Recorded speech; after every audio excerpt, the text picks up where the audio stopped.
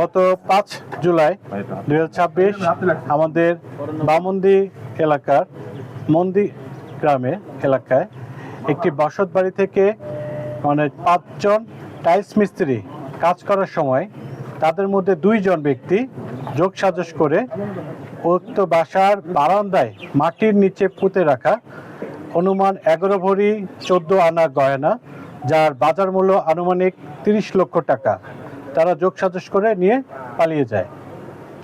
তো উক্ত সংবাদটি পাওয়ার পরে আমি আমার থানার টিম, আমি নিজে, আমার তদন্ত এবং আমার সেকেন্ড অফিসার সহকারী একটি টিম এবং বামন্দি থানা থেকে একটি টিম যৌথভাবে উক্ত বাড়িতে যায়।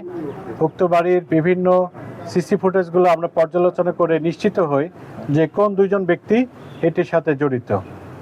তো আমরা উক্ত দিন 4 জনকে আমাদের হেফাজতে নিই, 3 জনকে জিজ্ঞাসাবাদের জন্য রাখি এবং 1 জনকে সাথে করে আমরা কুষ্টিয়া জেলার কুমারখালী থানা এলাকায় আমরা একটা অভিযান পরিচালনা করে মূল যে সাসপেক্ট আমাদের যে মমিন, তার একটি সেকেন্ড কন্ট্যাক্টকে উদ্ধার করি।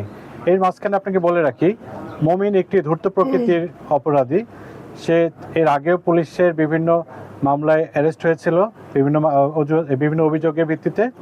তো সে মোবাইল ইউজ করে না, সে নিজেকে পুলিশের হাত থেকে সেভ করার জন্য কোনো প্রকার ডিভাইস ইউজ করে না।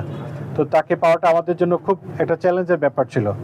তো আমরা যে একটা গোপন তথ্য পেয়েছিলাম যে কুমারখালী থানা এলাকায় একটা বন্ধু তার আছে যে তার ঝিনাইদহ তার শ্বশুর বাড়িটা চিনে এবং সে সেখানে ঝিনাইদহতে শ্বশুর বাড়িতে অবস্থান করছে বলে আমরা একটা প্রাথমিক সূত্র পাই।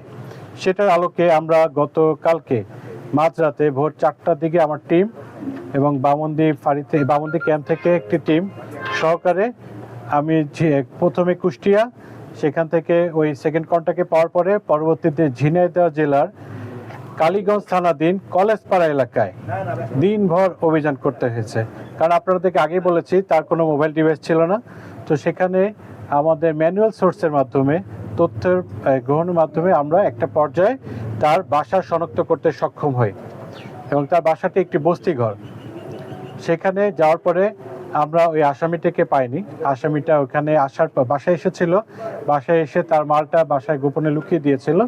তো সেখানে আমাদের কালীগঞ্জ থানার সহায়তার ভিত্তিতে আমরা অভিযান পরিচালনা করি এবং সমস্ত অলংকার অত্র মামলায় চলে যাওয়া সমস্ত অলংকার উদ্ধার করতে সক্ষম হয়েছে।